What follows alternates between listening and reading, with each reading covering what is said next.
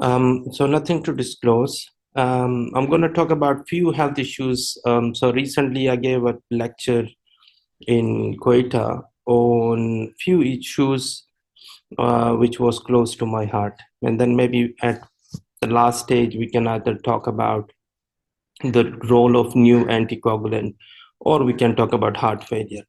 But I think as a student, while you are going through this phase of life, there's we learn about medicine, we learn about skills, knowledge, we get everything. But one thing that is lacking in our teaching is how to the professional life and the attitude and then faith in our medicine. So I'm going to briefly talk about, and you can stop me if you have any question. So my voice is still clear. Is it all good? Can Yes, you guys hear me? Okay, good. So part one, I'm just talking about our own health, because if you are not in good health, you can't look after yourself, you can't look after your family, you can't look after your patient. So don't compromise on your health because you guys are just starting your life. And once you finish your medicine, post graduation, then you're too busy with your professional life. And sometimes that can affect your life. And there's lots of stories that you're just sitting, working, not eating well, and it can cause a lot of problem. Persistent psychosocial stress can cause hypertension, hyperglycemia, tachycardia, which if it's persistent, cause long-term health issues. So doctors with poor health. And I'm going to start my lecture with فَبِأَيِّ آلَاءِ رَبِّكُمَا تُكَذِّبَانِ. So God has given, bless us with good health, and we need to take care of good health. So health is better than wealth for believers. So please put your health, give some time to yourself. And the only thing I will request, I'm not sure how many people are online, that at least give 30-35 minutes based on evidence to yourself. Do either brisk walk or just simple walk. Keep yourself physically active because when you're just studying, you forget about your health and you put your health at risk. So my kind request from all of you is to look after yourself. Um, just one simple thing, if you do 35-minute brisk walk, which is 300 minutes a week, reduce your risk of heart disease by up to 26%. So this is the cheapest medication.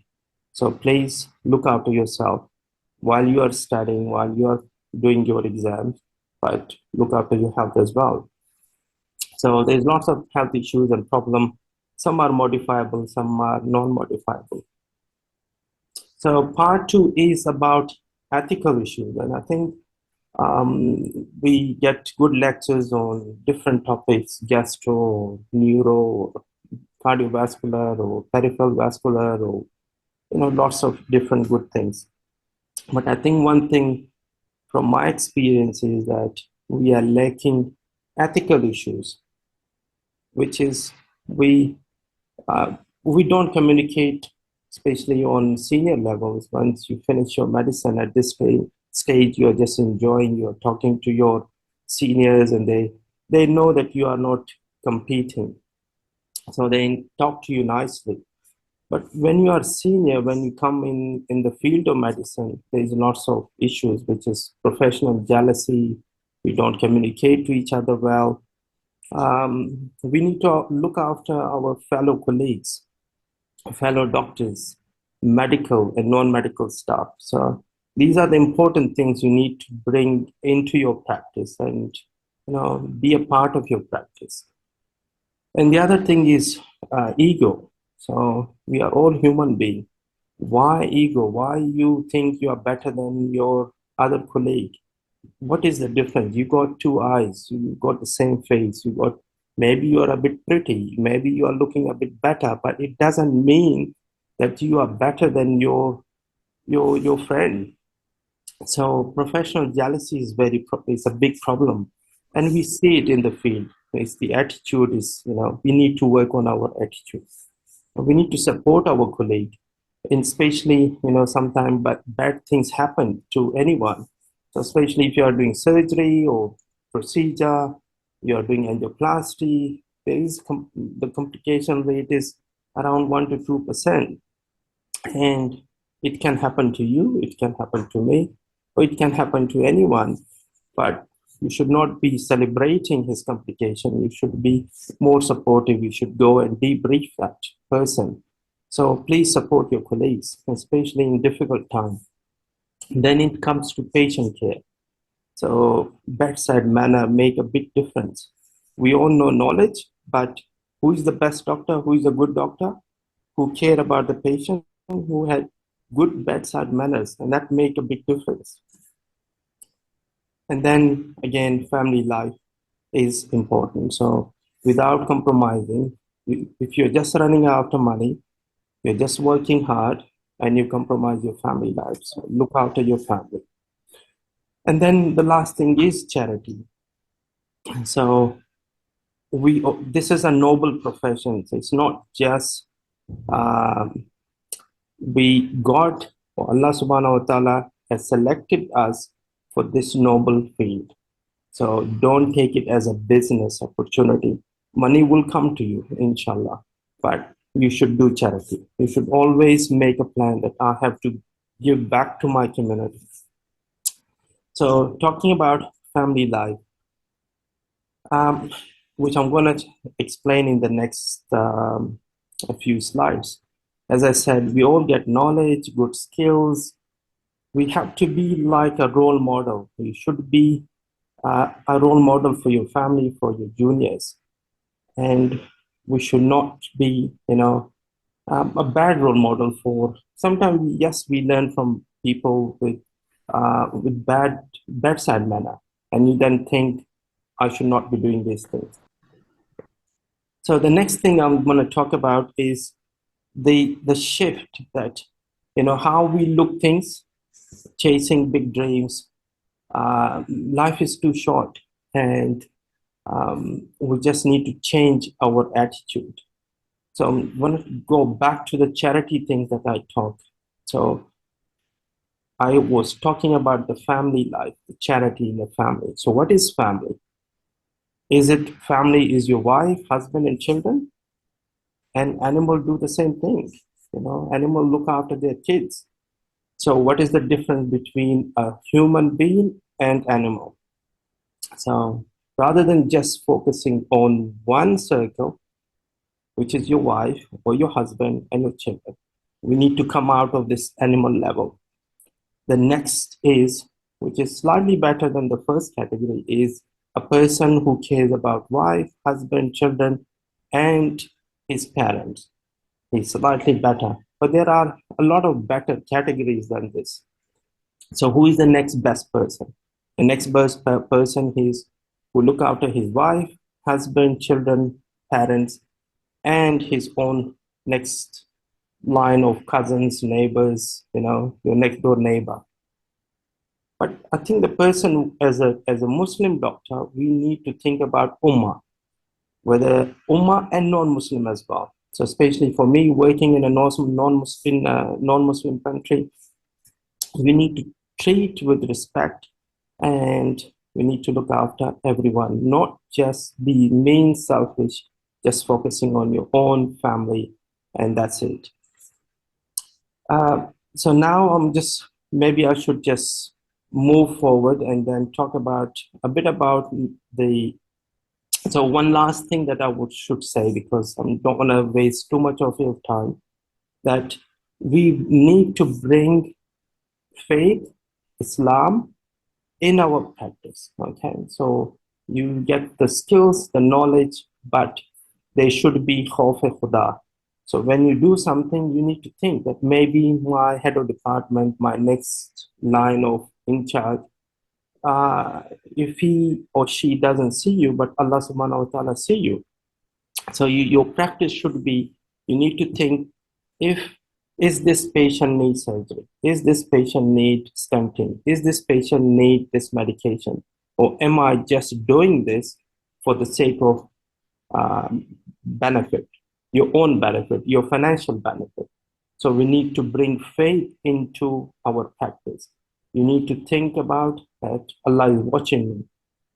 Am I doing the right thing or not? There is a day of judgment, Akhirat.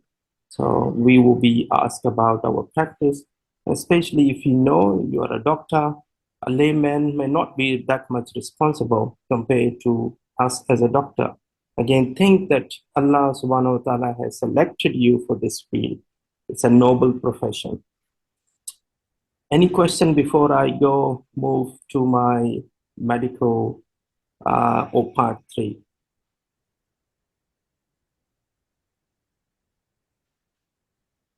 Any question?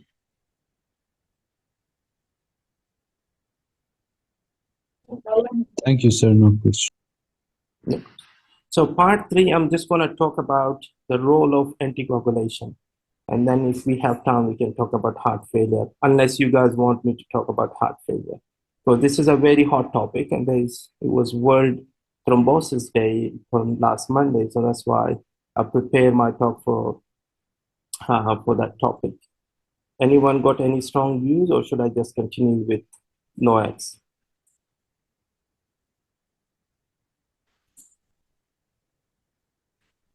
Okay, so NOACs we use for primary prevention, for primary stroke prevention, secondary stroke prevention, PE for DVT. But today I'm just going to focus on not just one. I'm just going to talk about how you select new oral anticoagulation. Is that the one brand that you like, or there is something more? So, and then I'm going to briefly talk about the stopping or starting NOACs before and after surgery. So AF, again, from cardiology point of view, NOACs is one of the medication that we frequently use, especially in Western countries, because of the high prevalence of atrial fibrillation. So it's very common. And one thing to remember, if you see atrial fibrillation in a young person, especially infant and children, it's almost always associated with congenital heart disease, okay?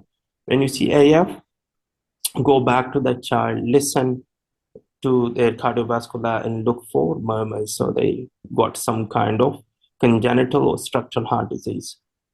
It's common around after it's a disease of old age, just like wrinkles, gray hair. AF is common after the age of 60 and 65. So around close to 7% at the age of 65 to 70, they get AF, and around 28 to 30% at the age of 80 and 85. So it's a very common rhythm problem in old age. So we all will be dealing. The other thing is it's not diagnosed on time in our part of the world. So, and prevalence is increasing. So in Australia, over the next 10 years, we are expecting 6 million new cases. And so it's mean there will be lots of new cases, and we need to know how to treat and what are the issues and problem. So it's a very big burden for our country. The other thing is patient education is very important. So it's AF is common. One is age. The other is it's common in young people with severe obstructive sleep apnea, people with obesity, people with hypertension. So when you do the assessment of someone with atrial fibrillation, you need to do echo to assess their LV function to rule out structural heart disease. Plus, you need to see the size of the left atrium. The larger the left atrium, the more chance that the person will stay in atrial fibrillation. And the other thing is enlarged left atrium causing AF, and AF causing enlarged left atrium. Is it the chicken or the egg? So one important investigation is investigation is echocardiogram to assess the LV function and the structure of the left atrium. And these are some of the things that you check on the echocardiogram. And with all these risk factors, you can do reverse remodeling of the heart. So that's why it's important to patient education is important. If you if you diagnose obstructive sleep apnea and then work on their weight, you can see changes in the left atrial appendage sides. It's called reverse remodeling of the left atrium. So reverse remodeling means change in shape, size, and function of that chamber, whether it's the left ventricle or the left atrium. So patient education is very important, and it's important to look and work on their risk profile. And 90% of the time, the thrombus forms within the left atrium. So always look for, that's why it's very important investigation to look for a few things. One, for the diagnosis; second, for assessment; third, even management wise, if someone is in AF with enlarged left atrium, there is no point trying to attempt to bring this patient back into sinus rhythm, because he's not gonna stay in sinus rhythm because of the enlarged left atrium. So also guide you in terms of treatment, what to do. Should I aim for rate control or should I aim for rhythm control based on the size of left atrium? So a few things that causing left atrial enlargement is, as I said, is it the chicken or the egg? AF or causing enlarged left atrium, and enlarged left atrium causing AF. Second is left ventricular dysfunction, hypertension, valvular heart disease, obesity, obstructive sleep apnea. It's also very common after surgery, especially after bypass surgery. Around 30 to 60% of people goes into atrial fibrillation, but the good thing is 80% goes back into sinus rhythm. Other non-cardiac surgery, the risk is 5 to 15%. And of course, when someone is in your part of the world, if they are in thyroid crisis, they goes into AF. AF or sinus tachycardia may be the early sign or early presentation sign. So always look for drugs and thyroid issues. So if you see a young person in AF, please check their thyroid function. So now coming to anticoagulation, again, for either primary or secondary prevention. Primary prevention means nothing happened. Patient is in AF, no stroke. That's, you want to prevent stroke, is called primary prevention. Secondary prevention mean if someone had AF, had a stroke or TIA, now you want to give blood thinner to prevent a second episode or third episode, is called secondary prevention. Okay. So as I said, I'm just going to maybe present a case and then we can discuss the issues and problem. So please read, and I'm going to ask you a few questions. Okay. So this is a 65-year-old gentleman admitted to emergency department with a history of chest pain, palpitation, breathlessness for the last 3 to 5 days, and history of left-sided weakness for the last 2 days. His background history, he got multiple cardiovascular risk factors: hypertension, ex-smoker, type 2 diabetes, kidney disease with EGFR of 25. On examination, he's tachycardic, he's hypotensive, he's in heart failure, and he got left-sided weakness, which is consistent with stroke, but he's awake and alert. So what should I do? Should I bring him back in normal rhythm and give some blood thinner? Should I bring him, just control his rate and give him some anticoagulation? Should I rate control and start NOACs next week? Or should I just bring him back in normal rhythm and start the NOACs in next week? So I'm going to stop here, ask you guys, how are you going to manage this patient? Try, it's not an exam, so you can try. Gulrahman, you can get the questions from them and you can pass it to me.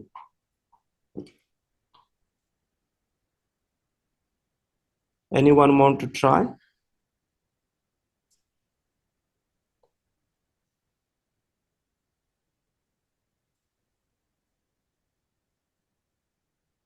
Anyone want to try?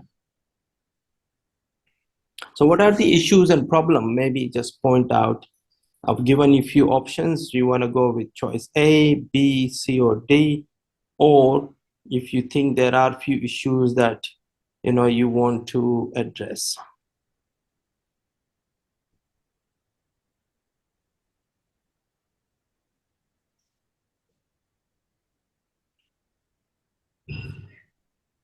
Anyone? Okay. So let me just maybe I can address few of the issues. So there are few issues.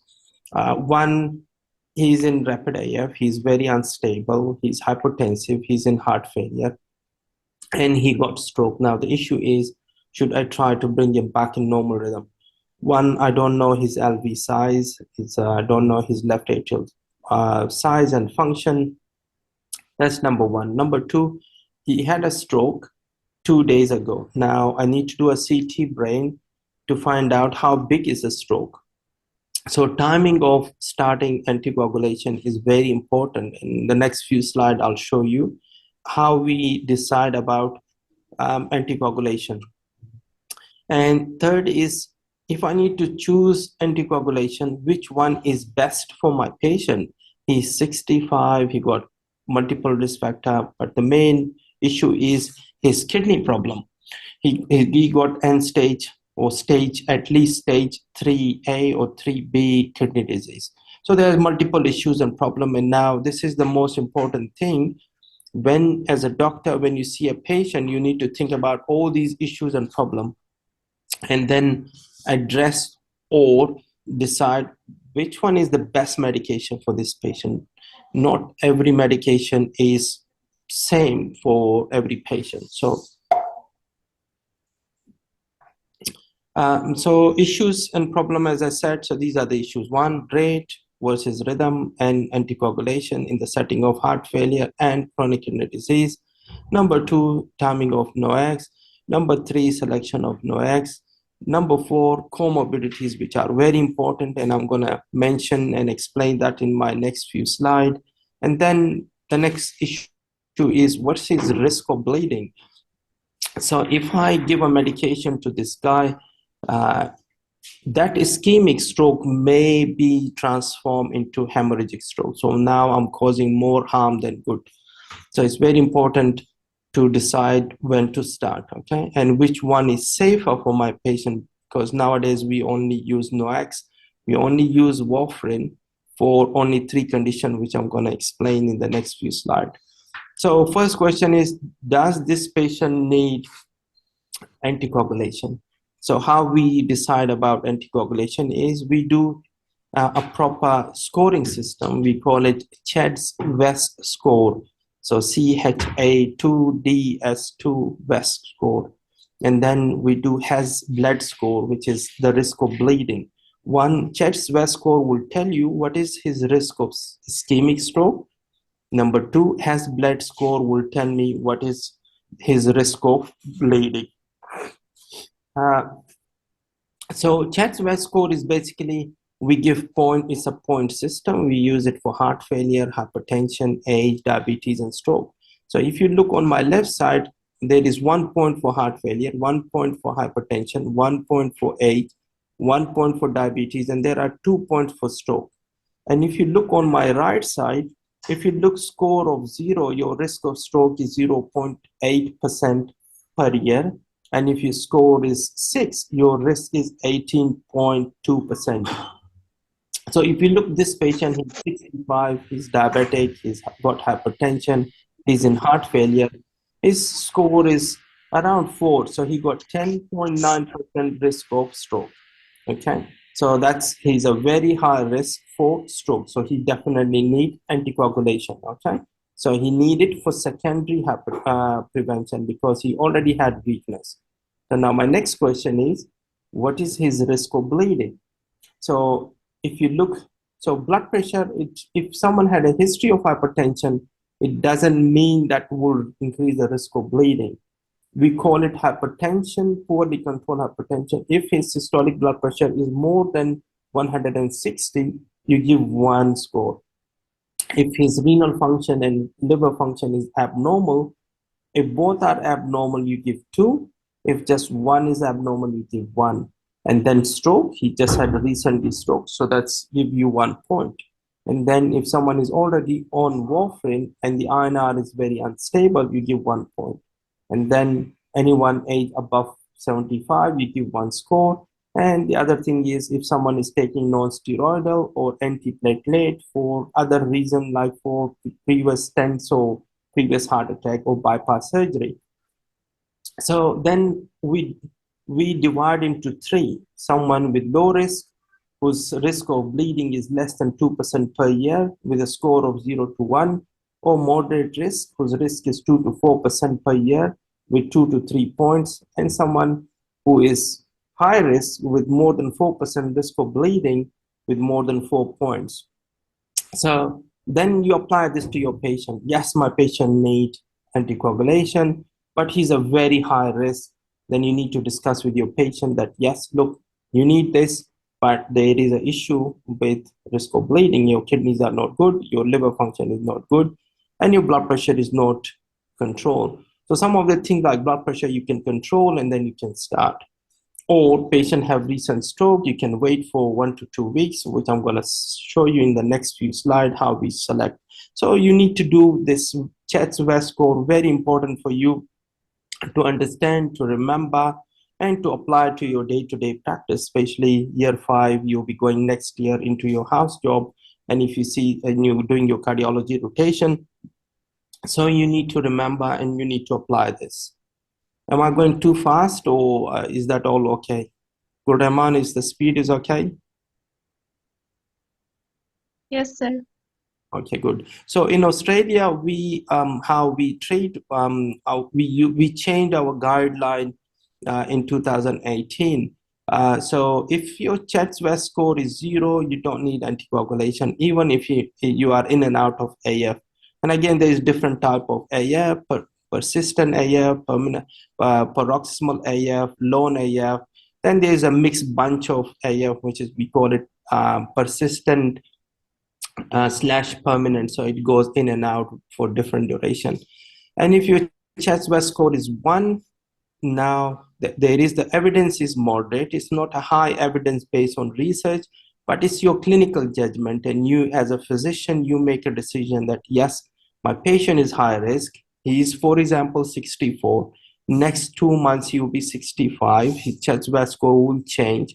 And he's in AF, he's diabetic. So I think I can discuss with my patient and then say, look, you're not yet at score of 2, but I think your risk is high. I'm going to start, and the risk of bleeding is less than 1%, and your risk of stroke is up to 2 to 3%. So the benefit is high and the risk of bleeding is less, and then you can safely start. But if someone had chest West score of 2 or more, then there is a strong evidence and you should start medication. So this is the way how we treat in Australia. And then again, please remember to do their bleeding risk, and then it's very important to do proper documentation. So document that you had a discussion and make your habit, because documentation can save your life, especially inshallah one day you'll be working somewhere in Western countries. Then you need to make a habit of document everything, discussion with family, discussion with the patient. This is what we discuss, and we agreed, and patient agreed, patient understand, and I've started. So make your habit, because I know in this part of the world there is no proper documentation, so notes will make a big difference for you. So this is the way we do exactly the same graph. We follow this stepwise approach. The only one thing that nowadays we do, we only use warfarin for 3 conditions. One is mechanical aortic valve, second mechanical mitral valve, and number 3 is someone with moderate to severe mitral stenosis, especially rheumatic, which is again very common in Pakistan and Afghanistan. So these are the 3 conditions where we use warfarin. Other than that, we use NOACs in more than 95% of the cases. So timing of the stroke, if you remember from the case that he had weakness for 2 days, Now the question is, should I start NOACs or not? So when we should start NOACs after stroke? So if you look at the three major trial, which was they've done study on dabigatran, apixaban, rivaroxaban. These are the three medication we use for primary or secondary prevention plus PE plus DVT. So based on the first trial, the RELIANCE trial, they said it's safe to start dabigatran within 14 days. If you have severe stroke within the last 6 months. Aristotle trial was saying it's safe to start apixaban within 7 days or 7 to 10 days. And the Rocket AF trial, which was done on a rivaroxaban, was saying it's safe to start within 14 days. So timing is important. Again, it's a clinical judgment based on, again, one, the clinical sign and symptoms. Second, based on the size of stroke on the CT scan. So decision is made based on these points. If you remember, I said comorbidities. So comorbidities play a very important role. So there is overlapping condition. Up to 40% of AF patients have diabetes, and diabetes is an independent risk factor for stroke. Just like age is an independent risk factor for atrial fibrillation, same thing, diabetes is an independent risk factor for patient with independent risk factor for stroke in patient with AF. And the risk of death is greater or higher for patient with versus without diabetes. So the three important comorbidities that you need to remember and you need to take a good history is diabetes, kidney, and AF. So it's like a family, they all go side by side. So always take a good history. Same thing, chronic kidney disease, one, increase the risk of bleeding and also increase the risk of AF. So diabetes, AF, kidney, so all three together. Again, if you look three different trials, 23 to 40% of patients with AF have diabetes. So if you look, the first trial, Rocket, is saying 40%. Then if you look Aristotle trial, 25%. Then if you look so these are the three major studies on these anticoagulation. That's why I'm quoting their names, okay? So the next question is, if I need to start NOACs, how I need to change, how I select the NOACs. Is it just one brand or one company, or someone comes and visit you and he say, okay, this is the best medication, you should use my medication? Our practice should not be that way. It's a malpractice, especially in subcontinent, India, Pakistan, Afghanistan, Bangladesh. This is not the best way to select medication. So how I select my medication is slightly different. I look the pharmacokinetics and dynamics of the medication. So there's lots of advances in cardiology from 94 to 2023. We are so lucky. We started with aspirin, then we got lots of other medication. Now we are up to, the smartest medication called Brilinta or ticagrelol, prasugrel. We got all these new anticoagulant. So we are so lucky. The ischemia burden went significantly down, but the issue is the risk of bleeding went significantly high. So yes, we are lucky, ischemia risk reduced, acute MI, the mortality, morbidity, everything reduced, but the bleeding risk went up. And the bleeding risk is, we need to choose the right medication. That's why it comes to selection of medication for your patient. So selection is important. That's why the bleeding risk depend on. If you look antiplatelet therapy in acute coronary syndrome, going back to before 90s, aspirin will reduce your risk of ischemia by 22%, and the risk of bleeding was less than 1%. But then later, when clopidogrel came to the market, it reduced your risk of ischemia by another 20%. So if you combine aspirin and clopidogrel, it's almost 42%. But by combining these two medications, your risk of bleeding increased by 60%.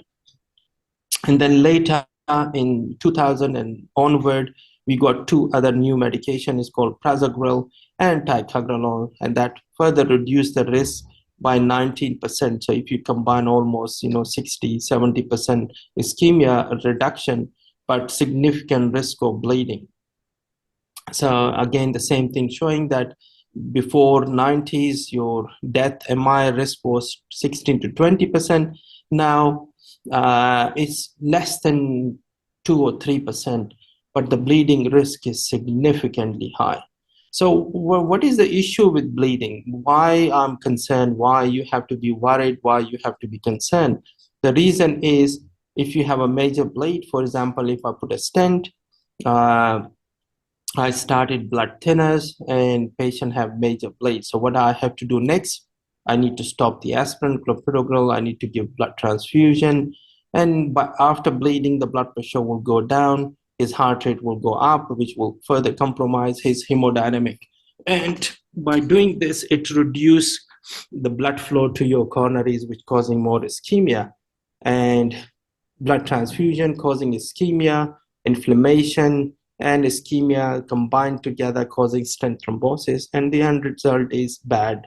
So it increases your mortality. So how, that's why, again, coming back to selection of the right medication for the right patient. So it should be, our treatment should be patient-centered. Not every patient is the same. So patients are different. And that's why it's very important when you choose your medication, you need to look the pharmacokinetics and dynamics of the medication.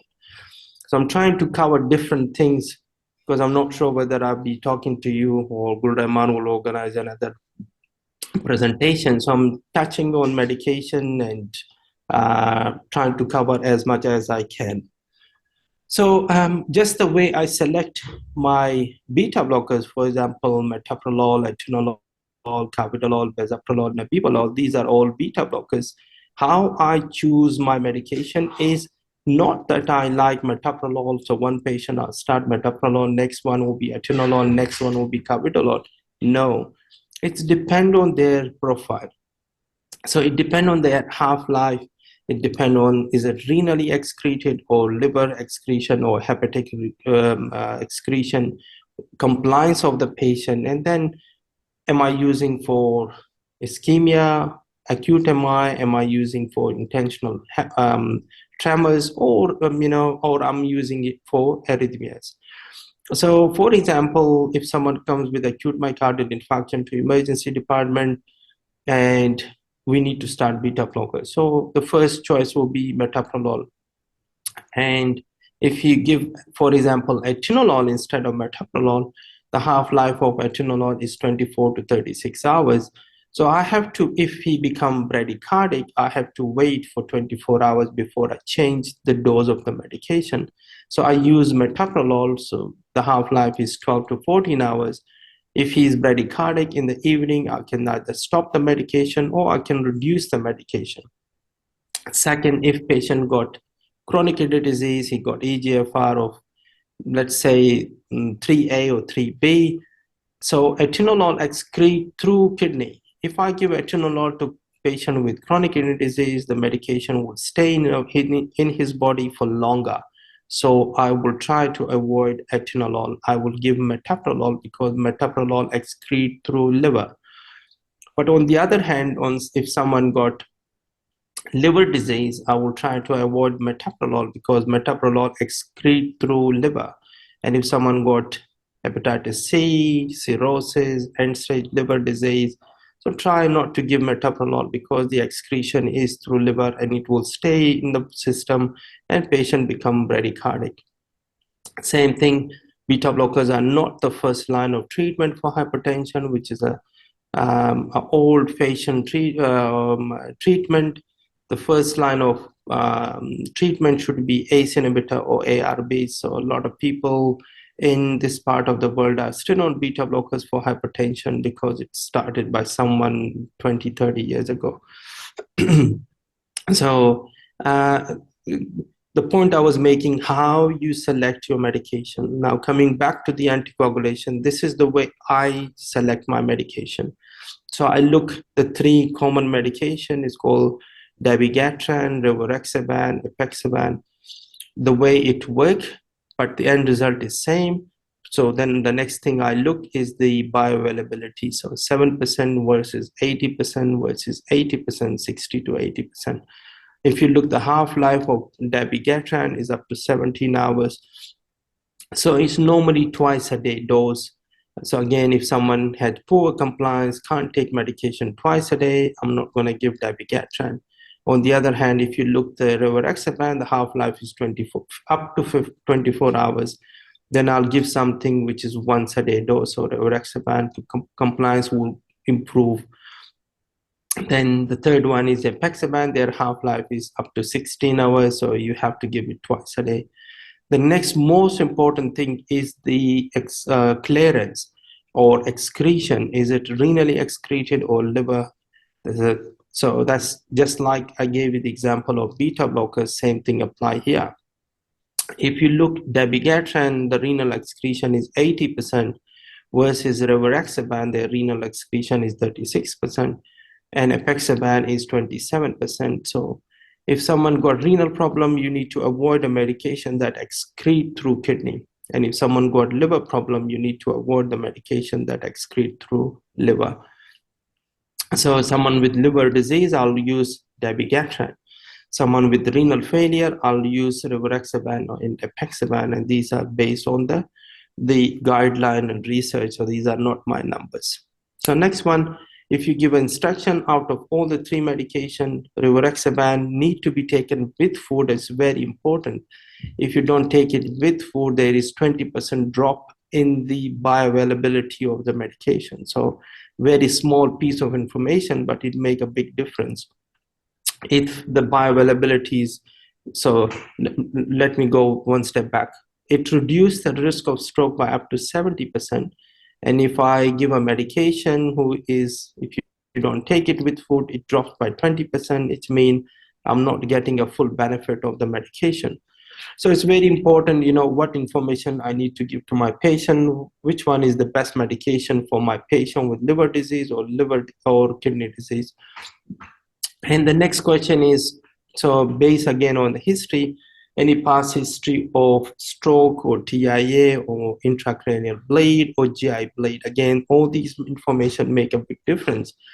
If you look the major bleeding, again, the three medication compared with warfarin, so dabigatran risk of major bleeding is 3.3, warfarin 3.6, apexaban 2.1, warfarin 3.1. This was head-to-head trial with the three medication compared to warfarin, which was the standard of care a few years ago. And next one is intracranial bleed. If you look, dabigatran 0.3, 0.3, 0.5. So if someone had previous bleeding, you need to avoid medication who got high risk of bleeding. So selection is again based on your risk profile and previous history. So good history, especially when you are year 4 and 5, make sure to learn how to take a good, thorough history. It's a skill that will help you in your future, especially in exam as well, if you're sitting any future fellow exam and final year exam as well, of course. So the next question is elective surgery, NOACs, and risk of bleeding. So one important thing is for surgeon, I was just talking to a group of senior surgeons that how important is this to do a proper assessment of patient going for any surgery, including cardiovascular, because that's one of the important organ for surgical assessment. Patient with high risk or unscreened, patient can have an acute MI on the table, patient can have a cardiac arrest, can goes into arrhythmias, and patient can die due to your procedure, which may be a very simple procedure. So just a good history examination, a baseline ECG. If someone got left bundle branch block, it means the LV function is not good. And if he's going for surgery, then it's a high risk. So I need an echocardiogram to assess the LV and rule out any valvular pathology. Sorry for my voice, I'm not 100%, I'm pushing myself. So the other thing was medication, as I said, for surgeon, it's not that we got a fixed rule that I need to stop medication 1 or 2 days before surgery. It depends on the renal function. For example, if you look the half-life of these three medication, a person with normal renal function, their half-life is 14 to 17 hours. Rivaroxaban is 5 to 9 hours, and apixaban is 8 to 15 hours. And there's a fourth new one is called edoxaban, which is coming in the market very soon, is 9 to 11 hours. But if someone got end-stage disease with eGFR of less than 30 or creatinine clearance less than 30 ml per minute, their half-life goes from 17 hours to 27 hours, from 5 to 9.5, from 8 to 15 goes up to 17.3 hours. So it's very important. Then you need to make a decision based on the normal, not a normal half-life of medication, but based on the creatinine clearance. So this is very important point to understand, and I hope you guys understand. A normal half-life is person with a normal kidney function, but there are different half-life of drugs with people with different eGFR or creatinine clearance. Okay, so it's very important take-home message to remember. Again, if you look, these are the next important point again for surgeon is if you are doing your surgical rotation, they might ask you a question is the stopping medication is again depend on how your surgical risk is. Is it a low risk surgery or high risk surgery? So if you look for dabigatran, someone with normal renal function, you can stop the medication 24 hours for low risk, and you can stop for person with normal renal function but high risk surgery for 48 hours. But if the same person going for the low risk and his creatinine clearance is 30 to 49, it's got 48%. And with high risk, it goes up to 96 hours. So that's, it make a big difference. So again, renal function, comorbidities, good history, cardiovascular examination are all very important. These are some of the next question is once you finish with surgery, the question is from surgeon, when should I start the medication? So normally you can, if the surgeon is happy and there is no major bleeding during surgery and post-op period is all good, there is no active bleeding, you can start within 2 to 3 days after surgery, but sometimes you have to wait for longer, maybe up to a week. So bleeding risk, again, we are talking about bleeding risk. The other important thing on history and examination is you need to know about your patient. So again, age, their renal function, as we discussed before, because all these increase the risk of bleeding. Even if they are not on anticoagulation, their risk of bleeding is high. When you combine all these risk factors and then anticoagulation, their risk of bleeding is very high. Okay, so low, you guys can take a screenshot of this and you know which one is low risk and which one is high risk and intermediate or moderate risk. And next question is, sometimes we choose one medication. For example, I'm just giving you a medication of rivaroxaban. Why I choose rivaroxaban? Why not Pradaxa? Why not apixaban? So there's few. I'm just giving you example how when you choose a medication, you need to explain to yourself. Again, as I said, sometimes the pressure from the company, but Allah is watching you, and He will. You need to be there. Should be a khawf khuda. So Allah will ask you, why have you done this for the sake of this company, or was financial benefit or not? That's why when I started my talk, was talking about faith into your medical practice. So be a good Muslim doctor, not just a doctor. So rivaroxaban has some ischemia benefit plus compliance better because it's once a day. Plus, if you look the renal profile, you can give it to people between eGFR of 15 to 29, and there's few other safety profile from patient point of view as well. So then it comes in 2 doses, 20 milligram and 15 milligram. And if someone had eGFR of 30 to 49 or 15 to 29, you should reduce the dose from 20 milligram to 15 milligram. And again, looking after the safety profile, this medication. So again, I'm just making a point how you need to choose and select your medication. So I got a bit better profile for all people. The risk of bleeding is less. And again, if you look the major bleeding, intracranial bleed, GI bleed, ischemic stroke, total mortality is slightly better. And then if there is no absolute contraindication, I will use this rather than the other things. So that's all about selecting medication. So it was just example was anticoagulation, but it applied to every medication from antibiotic to pain medication. If someone got kidney problem, gastric ulcer, you need to avoid non-steroidal because it's causing non-steroidal induced nephropathy. It can cause gastric ulcer. It increases the risk of bleeding. It can cause hypertension. Hypertension can cause heart failure and the risk of stroke. So think about, you don't need to remember every single side effect of the medication, but you need to know the most common side effect of medication.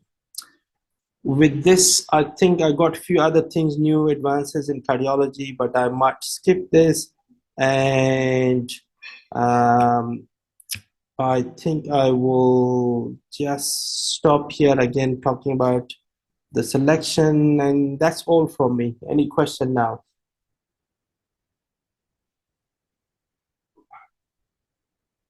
Any question, Gul Rahman, at the end?